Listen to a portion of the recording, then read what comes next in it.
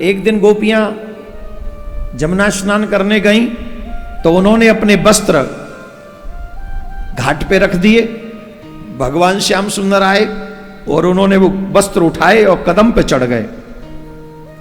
जब कदम पे चढ़ गए तो गोपियां जब आईं तो बाहर देखा वस्त्र नहीं है, तो गोपियां ढूंढने लगी वस्त्र कहाँ है, वस्त्र कहाँ है। तो भगवान श्याम सुंदर ने बंसी बजाई तो समझ गई कि एक वस्त्र कन्हैया ले गए, इसलिए उनका नाम एक पड़ गया चीड़ चोर। क्या नाम है? चीर चोर। वो चीर भी चुराते, वस्त्र चुराते, वस्त्र चुरा के चढ़ गए। अब भगवान ने जब वस्त्र चुराए तो गोपियों ने कहा वस्त्र दे दो। वो ले लो, हमने कहाँ चुराए, ये रखे कदम पे टंगे, अपने आप ले जाओ। बोले महाराज अब आप कैसे ले जाएं, अब तो आप हैं वस्त्र और हमने कोई वस्त्र पहने हुए नहीं। भगवान बोले बिना वस्त्र पहने हुए गई भी तो थी जमुना जी में। अरे महाराज तब आप नहीं थे। बोले यही तो तुम्हारा भ्रम है, हम कहाँ नहीं थे, हम कब नहीं थे। बताइए, जब जीव पाप करता है तो सोचता है कि मुझे कोई देख नहीं रहा, यही सोचता है, यही तो सोचता है, क्योंकि दरवाजा बंद है, पर्दे लगे हुए हैं, घर में कोई है नहीं, अब हम पाप कर सकते हैं, कोई भी गलत काम करना है कर सकते हैं। और मन में यह दृढ़ विश्वास होता है कि मुझे कोई देख नहीं रहा। अब चाहे तुम्हें कोई ना देखे, क्या ईश्वर की दृष्टि से तुम बचे हो? जवाब दो। कोई भी ना देखे तुम्हें, कोई ना देख सके तुम्हें, पर तुम जिसकी दृष्टि से नहीं बच सकते वो है परमात्मा।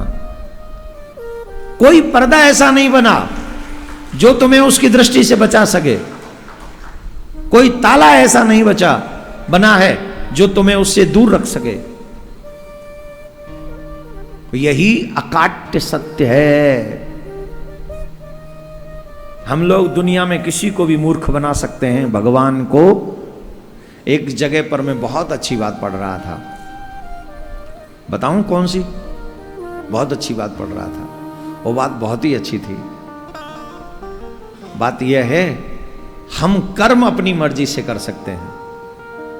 हम चाहे कर्म अपने मन से करें कि हमें ये करना, हमें वो करना, हमें कोई नहीं रोक सकता। हम कर्म अपने मन से करें, कर सकते हैं, लेकिन फल हमें हमारे मन से नहीं मिल सकता। फल तो हमें परमात्मा ही देगा, और वो उसने हर कर्म का निश्चित फल है। जब मनुष्य के पास में धन होता है, पद होता है, बल होता है, जवानी होती है, तब वो मदान्त हो जाता है, और मदान्त होके न करने वाले कार्यों को भी करता है जो नहीं करने चाहिए। अब वो ये आशा नहीं करता कि यहां पर कोई हमें देखने वाला है, दंड देगा, लेकिन दंड तो देता। परमात्मा के दंड से कोई नहीं बच सकता, कोई बचा नहीं। कहा महाराज तब आप नहीं थे। भगवान बोले हम कब नहीं थे, हम तो हमेशा थे, हम तो सदा ही रहते हैं, हम कहां नहीं थे। भगवान बोले हम तब भी यहीं थे, हम तब भी यहीं थे। आओ वस्त्र ले लो। ब्रज की गोपी बाहर आती हैं, वस्त्र धारण करती हैं। यहां पर एक चीज जरूर समझ लीजिए, अवश्य बोल दें, कभी भी स्नान बिना वस्त्र के नहीं करना चाहिए। Don't take a bath without clothes, it's a sin. हमारे यहां वरुण देव कहते हैं उनको। जल जो है क्या है? वरुण है।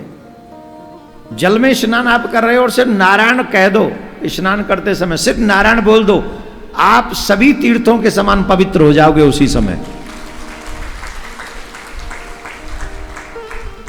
आप किसी भी जल में स्नान कर रहे हो, सिर्फ जल डालते समय बोल दो नारायण नारायण नारायण। इस ब्रह्मांड में जितने भी तीर्थ हैं, जितना तुम्हें शुद्ध कर सकते, पवित्र कर सकते, उतना जल डालते समय जब नारायण बोलोगे उतना ही पवित्र हो जाओगे। लेकिन शर्त क्या है? तन पे कुछ न कुछ वस्त्र अवश्य होना चाहिए। विश्राम भी करें तो विदाउट वस्त्र न करें, एक वस्त्र जरूर हो। भजन भी करें तो एक वस्त्र, वैसे तो भजन तो हम लोग सब ऐसे ही करते, पर स्नान वगैरह कई लोग ऐसे होते तो जरूर एक वस्त्र तन पर होना ही चाहिए। भगवान ने यही उपदेश देने के लिए गोपियों के वस्त्र चुराए कि तुम जमुना जैसी धार्मिक आध्यात्मिक नदी में स्नान कर रही हो और तुम बिना वस्त्र के स्नान कर रही हो, ये उचित नहीं है। देखो आप सब यहाँ गंगा जी के तट पे आए हैं, वैसे तो आप सब हर कथा सुनते हैं, सुनाते ही हैं, पर आप सबसे एक आग्रह है हमारा। आग्रह क्या है? आग्रह यह है कि गंगा मैया में अपनी तरफ से कोई गंदगी आप न करें। जबकि गंगा मैया के पास कोई कचड़ा भी देखे ना तो आप उठा लें, वो किसी का कचड़ा, किसी का डाला हो चाहे किसी का भी हो, पर आपको यह समझना चाहिए कि मेरी माँ है। आप सोचो मेरी माँ के ऊपर कोई पेपर फेंकेगा, मैं बर्दाश्त करूंगा? मिल गया तो है, मैं अपने स्टाइल में समझाऊंगा ना, मेरा स्टाइल तो आपको पता ही है, पर आप अपने स्टाइल में समझाओगे।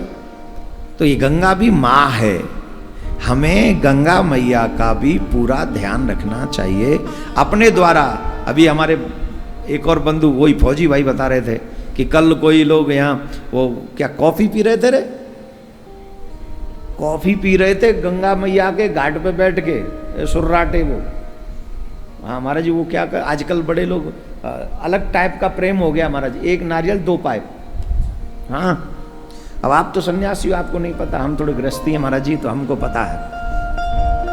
आप तो भाई संत लोग तो इन विषयों, हम तो गृहस्थी आदमी, हमें तो पता है। और यहाँ जितने गृहस्थी बैठे सबको पता, एक नारियल दो पाइप जानते हैं ना? हाँ, सुर्र सुर्र, एक ही नारियल लेंगे दोनों पति पत्नी। हाँ, और फिर ऊपर से एक और उपदेश देते हैं महाराज जी, पता है क्या? इससे प्रेम बढ़ता है, प्रेम। हमन तो आज तक सुनी ना नारियल को पानी का वो प्रेम बढ़ा रहो है। अगर नारियल को पानी प्रेम बढ़ाता तो सबसे पहले नारियल में बॉलीवुड में भेज दो, जिनके तमाम एक एक के चार चार है रखें, तलाक कछु और ना, तो वहां नारियल पानी भेजते सबसे ज्यादा। तो गंगा जी के घाट पे भी महाराज जी एक नारियल दो पाइप हैं, एक कॉफी कप डब्बा और दो पाइप डाल के सुर सुर करते रहते हैं।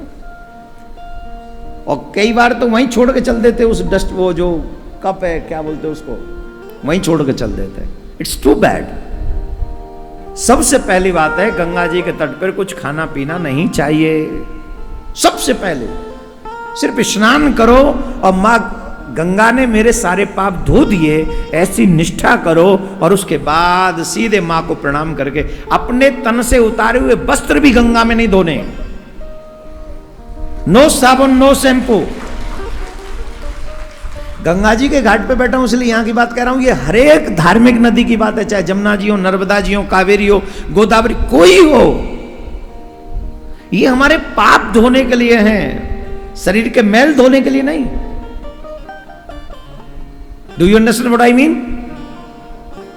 आप समझ रहे मैं क्या कह रहा हूं? जब हम नहाए, एक दो वस्त्र तो हमें वहीं उसी में पहन के नहाते, तो उतार धोने पड़ेंगे ना, पॉलिथीन में डालो और जहां रुके हो उस बाथरूम में जाके वो वस्त्र धो, गंगा मैया में नहीं। ये उपदेश देने के लिए भगवान श्री कृष्ण ने गोपियों के चीर चुराए थे कि कभी भी किसी जल में निर्वस्त्र स्नान नहीं करना चाहिए। अब गोपियां कहने लगी, महाराज कब मिलोगे? आपसे मिलने का बड़ा मन है, आपने इतना प्रेम जगा दिया, अब हमारी भावना कब पूरी करोगे? तो भगवान श्री कृष्ण ने कहा, शरद पूर्णिमा की रात्रि पे मैं महारास करूंगा और तुम उस महारास में आना और मैं तुम्हारी भावनाओं को पूर्ण करूंगा।